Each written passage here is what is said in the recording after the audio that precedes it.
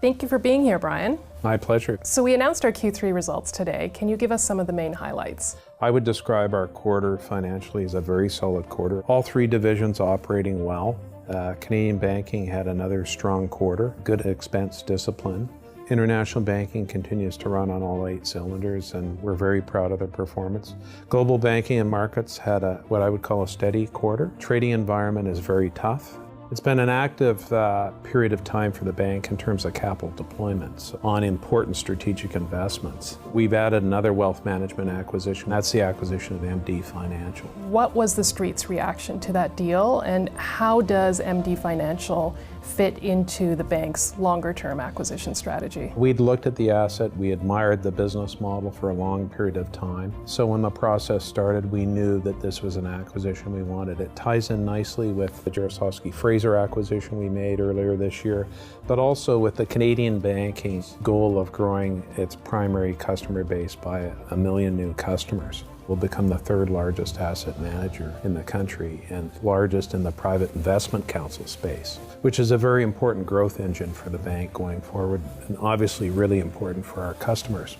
Could you speak to how you balance expense growth against revenue growth opportunities? We made good headway. Our expenses in Canadian banking going back to Q2 were somewhat elevated, so we've done a good job getting those in line. It's important, rather than talk quarter to quarter, is talk about fundamentally what we're doing. We spent over $3.1 billion on technology last year.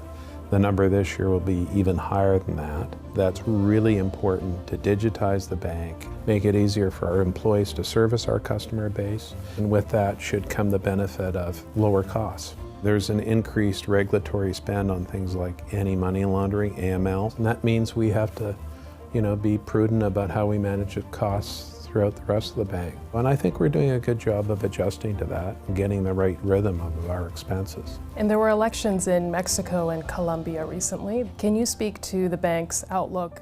Given the economic, social development of these countries, it's a very important time. I'm going down to see both President-elect in Mexico and the new president in Colombia in the next month. The conversation will center around economic and structural reforms, getting more people into the middle class, getting people into the formal economy, infrastructure spend, significant things that will provide sustainable economic growth in those countries. And we play a big role because we're an important part of the economic fabric and we're an important part of the social fabric.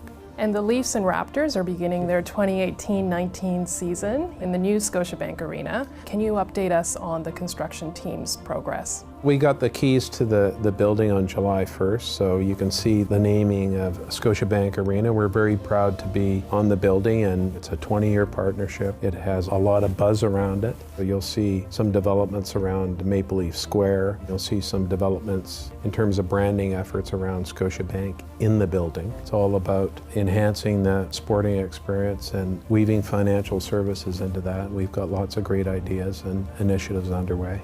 Thank you for joining us today, Brian. It's been a pleasure as always, and thank you for what you do for the bank.